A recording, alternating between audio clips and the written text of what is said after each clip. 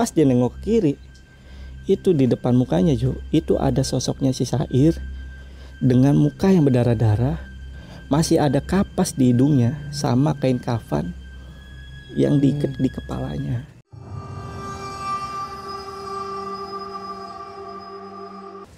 Assalamualaikum teman-teman, balik lagi sama gua Jo. Kalian mungkin ngelihat ada yang beda di sini. Familiar sama setnya? Ya, jadi gua sudah berhasil membajak studionya Lentera Malam. Jadi Jamal, Adit udah nggak bakal syuting lagi di sini. Nih, waduh, apa ini? Ngopi dulu Jo. Waduh, duduk. Waduh, makasih banyak. Gimana tadi Jo? Iya, ini bercanda aja gitu. Ya jadi tadi sorry ya, gue cuma bercanda. Ya bang ya. Iya. Slow Jo, slow. Iya jadi kali ini gue kedatangan narasumber yang mungkin kalian itu udah kenal semua.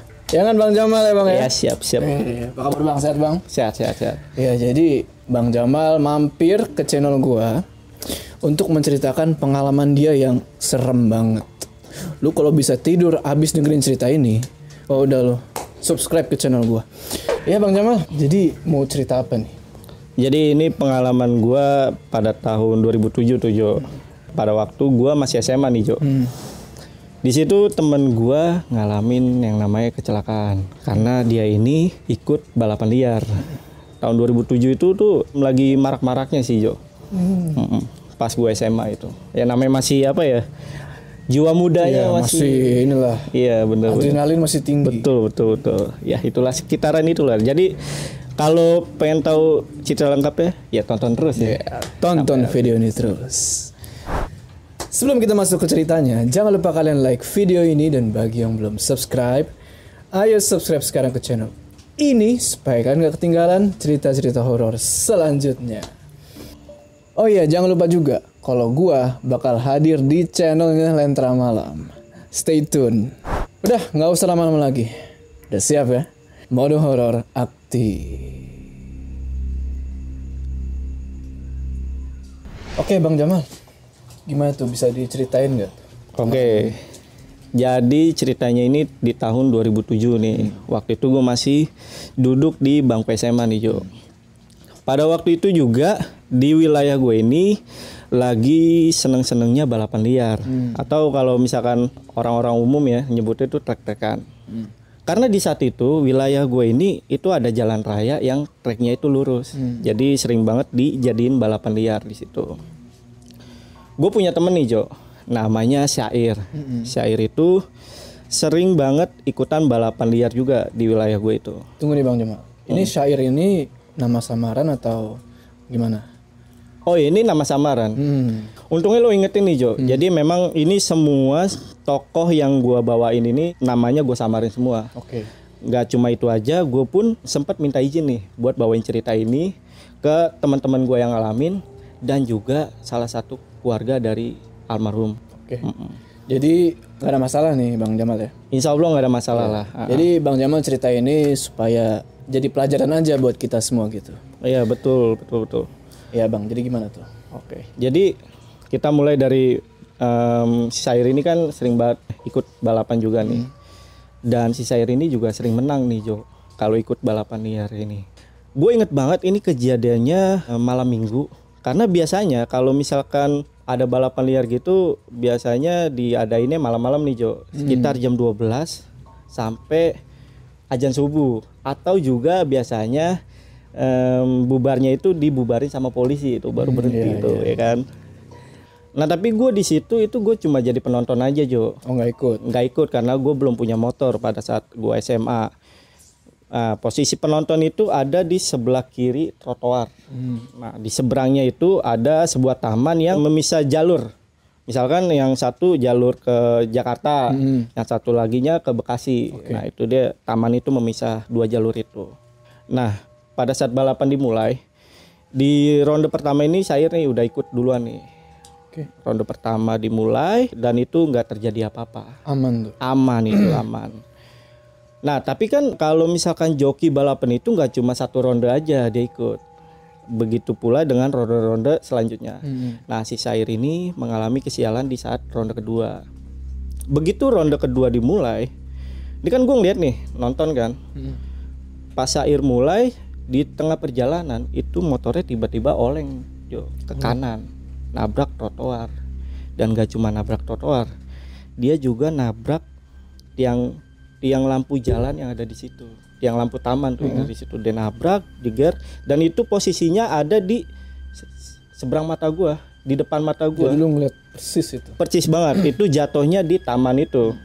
Begitu dia jatuh, gua sama teman-teman gua panik kan.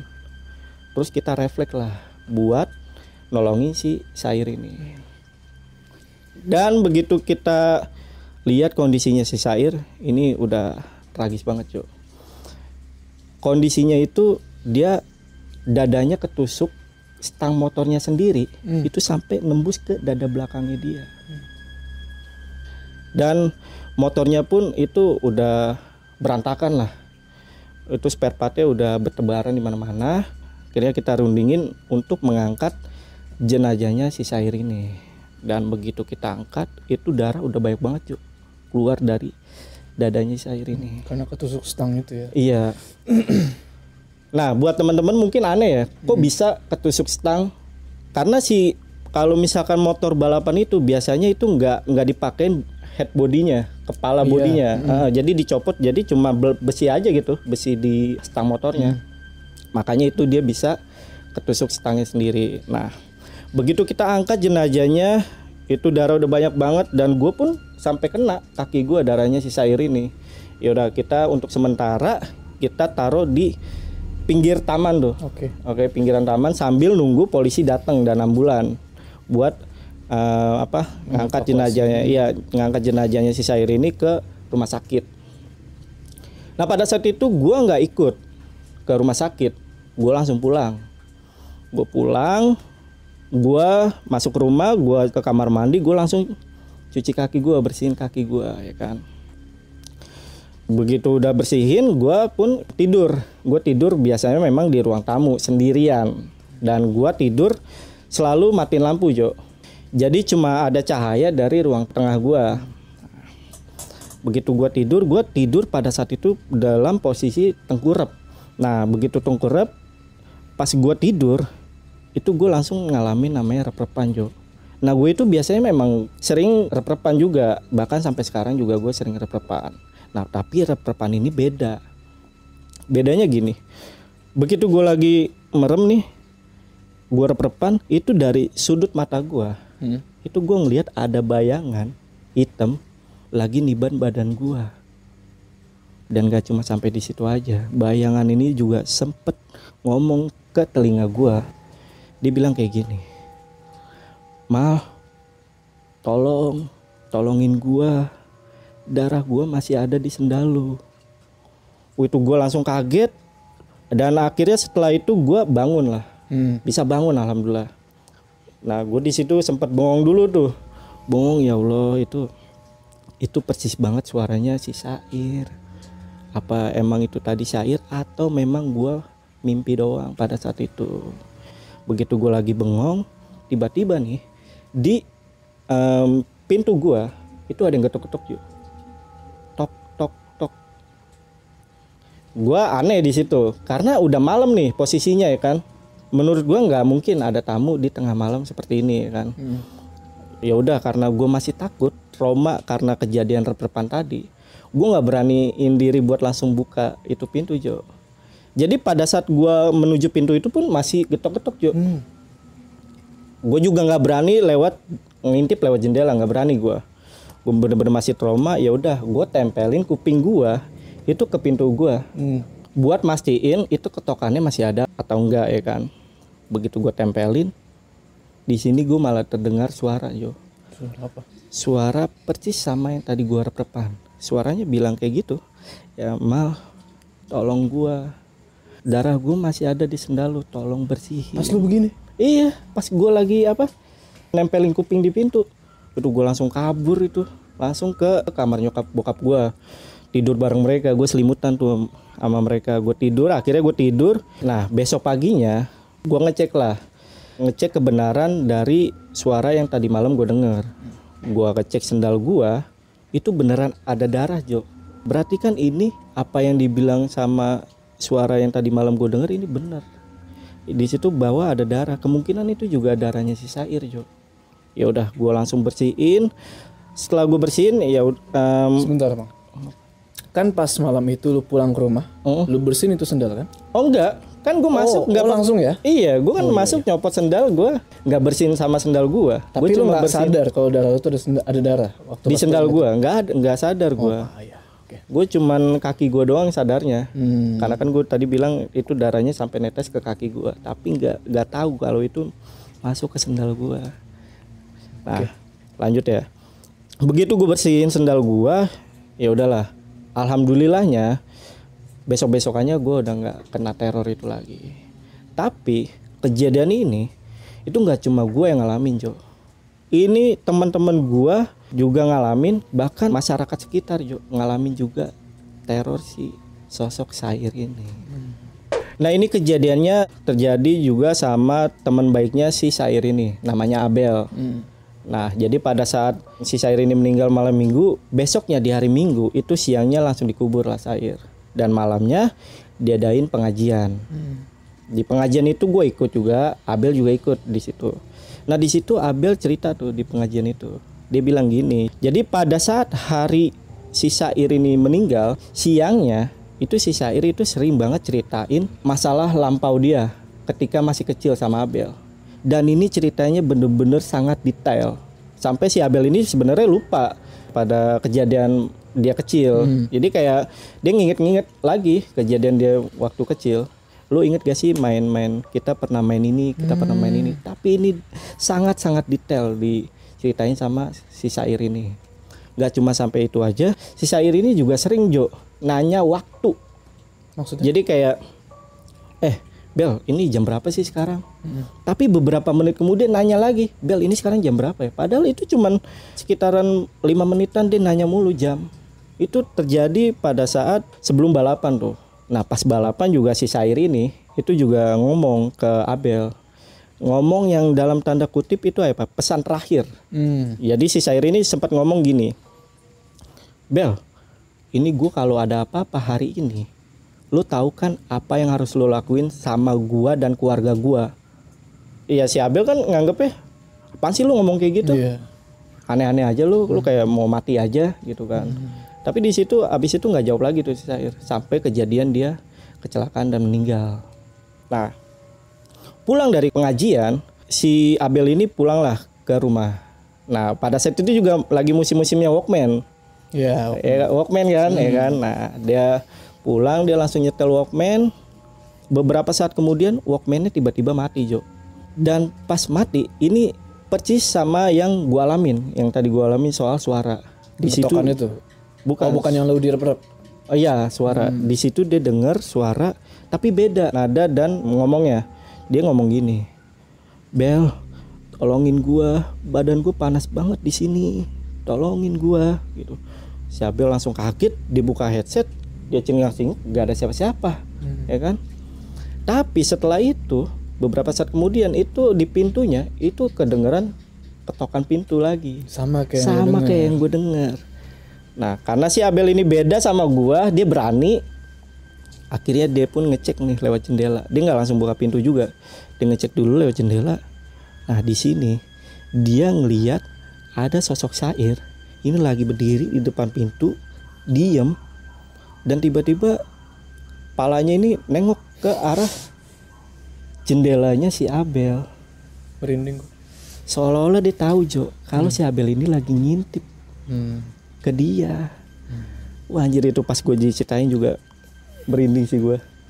Abel kaget juga, dia nutup jendela, ya udah dia langsung lari ke kamarnya. Untuk yang teror berikutnya ini terjadi sama yang namanya Mas Nopri. Nah, kebetulan Mas Nopri ini pada saat si Sair ini meninggal, dia ada di Surabaya. Dia lagi pulang kampung, Jo. Berarti dia nggak ada di TKP. Nggak ada di TKP, dan dia juga nggak ada yang ngasih tahu sama sekali kalau si Sair ini udah meninggal. Karena dia ini kan umurnya udah rada tua ya. Dan baik ibunya atau tetangga yang di sebelahnya itu nggak ada yang ngasih tahu kalau si Sair ini meninggal. Nah, jadi si Mas Nopri ini pulang lah, 3 hari setelah kejadian si Syair ini meninggal. Dia pulang pakai bis, nyampelah di terminal Pulau Gadung. Dari Pulau Gadung untuk nyampe ke rumahnya ini dia harus naik angkot. Nah angkotnya itu juga nggak berhenti langsung di depan rumahnya, tapi berhenti di gang. Nah begitu dia nyampe di gang, beberapa langkah kemudian dia ngeliat nih ada sosok Syair lagi duduk di atas motor, diem. Ya udah, karena si Mas Nopri ini nggak tahu kalau si Syair ini udah meninggal, disapalah dia, ya kan. Bro, ngapain lu di sini? Lu daripada bengong, mendingan anterin gua pulang ke rumah, ya kan. Nah si Syair ini pada saat itu cuman ngangguk aja, Jo. Ngangguk ada dia. Dibonceng lah Mas Nopri sama si Syair. Oh, Syair boncengin Mas Nopri? Iya. Terus begitu diboncengin di tengah perjalanan, si Mas Nopri ini itu nyium bau anyir dari badannya si Syair. Mas Nopri ngomong lagi ke si Syair. Dia bilang gini, kok badan lu bau anyir sih? Gak cuma sampai di situ aja. Si Syair ini jawab. Dia jawab gini, emang ini bau badan gue yang sekarang mas. Emangnya Mas Nopri nggak tahu? Nah di sini Mas Nopri rada-rada tanda tanya lah. Nah begitu sampai di depan rumahnya, si Syair ini ngomong lagi, Mas Nopri jangan lupa mampir ke rumah baru gua ya, ditunggu. Enggak nengok ke Mas Nopri, dia langsung jalan lah, langsung pergi gitu aja. Mas Nopri tambah bingung lagi ya kan, tapi ya udahlah nggak diambil pusing. Begitu dia masuk ke rumah, di situ udah ada ibunya. Ibunya nanya, kamu naik apa ke sini? Emang masih ada angkot malam-malam begini? Mas Nopri pun jawab ya kan, masih ada kok mah. Lagi pula tadi dianterin sama si Syair. Nah, mah emang si Syair itu pindah rumah ya? Karena si Syair tadi ngomong dia Nopri suruh apa namanya? Main ke rumah barunya. Maknya kaget dong. Dijawab lah mamanya, Nopri, emang kamu nggak tahu kalau si Syair itu udah meninggal? Wah, di situ Nopri langsung lemes ya kan, kaget juga, emaknya juga kaget. Nah karena udah denger kayak gitu, ya udah sama-sama kaget lah mereka ya kan.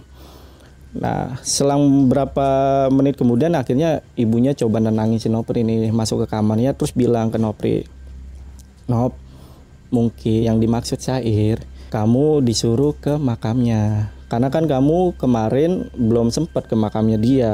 Nah paginya Mas Nopri itu langsung ke makamnya Syair buat doain sama ya ngasih bunga lah. Ngasih bunga, tebarin bunga lah. Ya kan? Nah ini ada lagi Jo, kejadian terakhir dari teror si Syair sebelum semuanya terungkap. Kan? Ini kejadiannya terjadi sama teman gua juga namanya Febrian. Jadi ini kejadiannya pas malam Jumat Jo, sekitaran maghrib. Nah pada saat maghrib si Febrian ini datang ke balai tempat tongkrongan kita nih, yang biasanya di situ tempat kumpulnya anak-anak. Almarhum Syair juga sering ke tempat itu, ke balai itu. Nah tapi ini si Febrian ini datang sendirian Jo, bawa kopi sama rokoknya dia.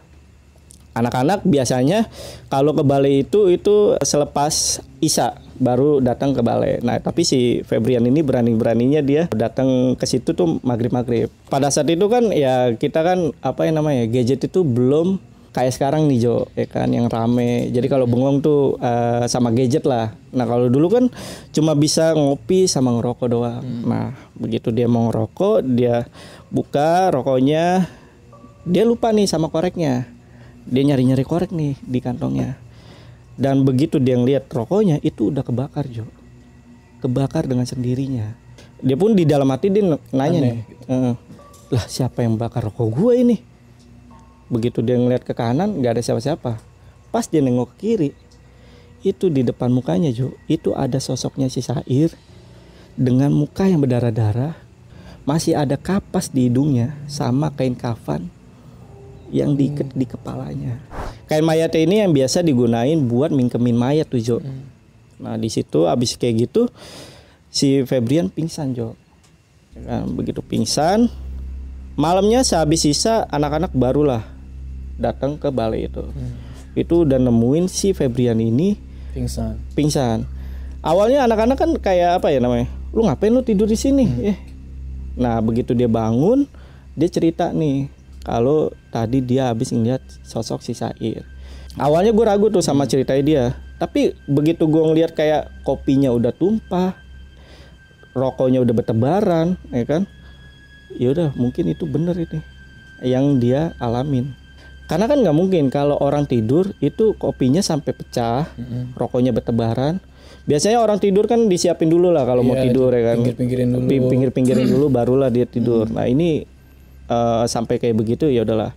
Akhirnya di situ juga di balai itu juga pada cerita lah Jo tentang kejadian teror si Sair ini. Paling sering itu terornya si Sair ini getok-getok rumah gitu kan. Terus gitu? Ketok pintu ya setiap rumah itu Jo. Setiap rumah itu paling sering di warga itu. Di wilayah gue itu.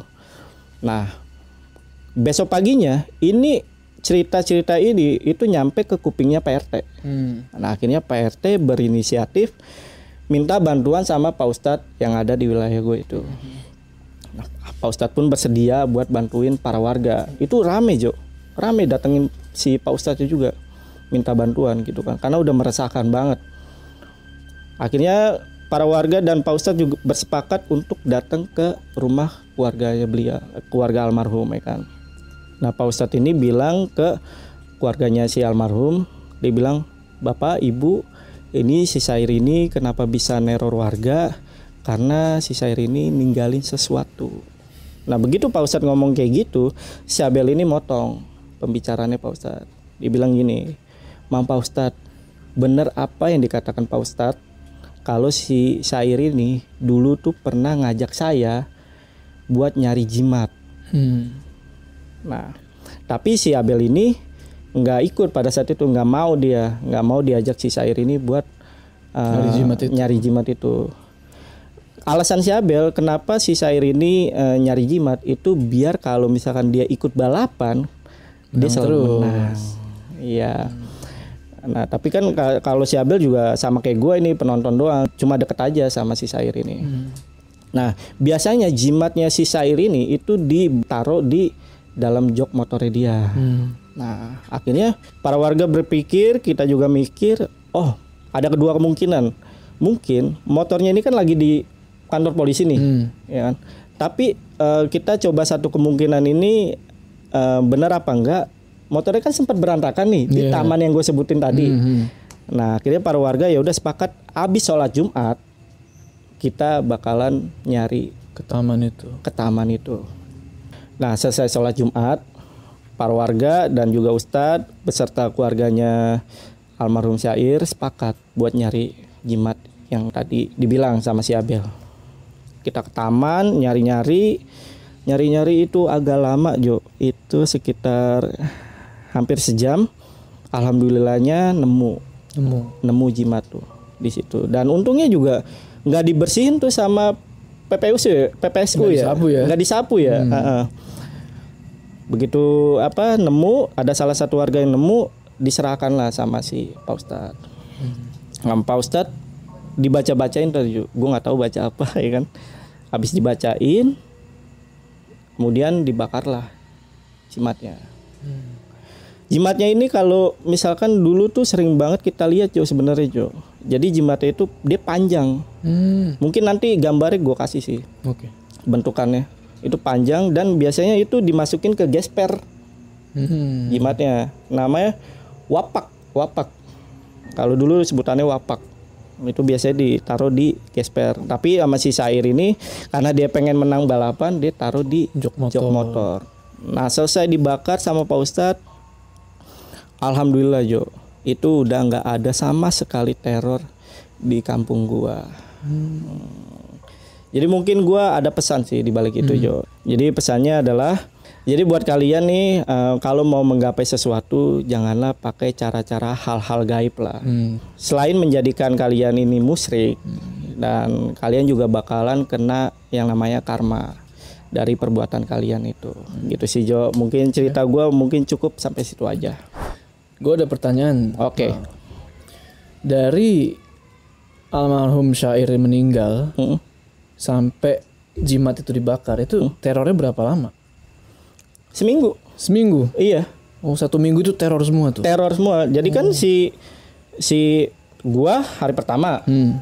Abel hari kedua pas di kuburnya si Sair. Si Mas Nopri itu hari Rabu, 3 hari setelah si Sair dikubur. Si Febrian malam Jumat. Besokannya hampir seminggu. Hampir seminggu, sorry.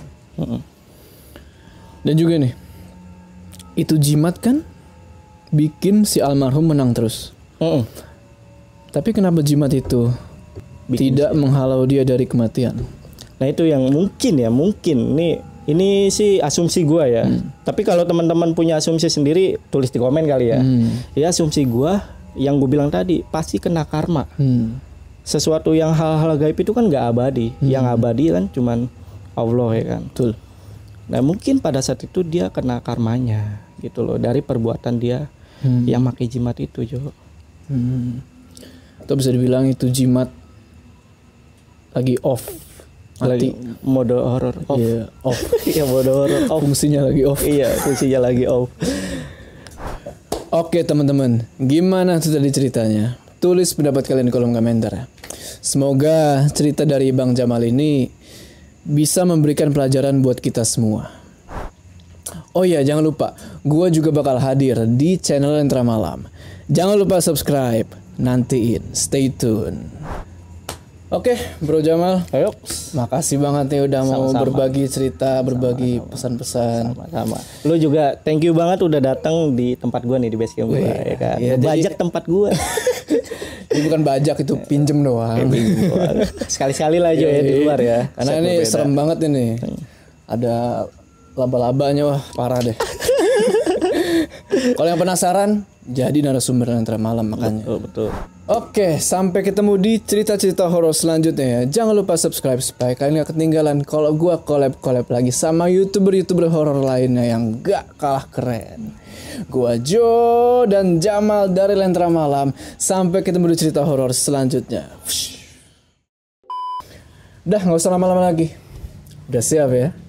Mode horor aktif. Jamal anjing. Gak bisa gua. Udah lah gua bercanda deh lah. Dan paginya ya udah si Nopri pun ya udah. Ya udah mulu Jo lo.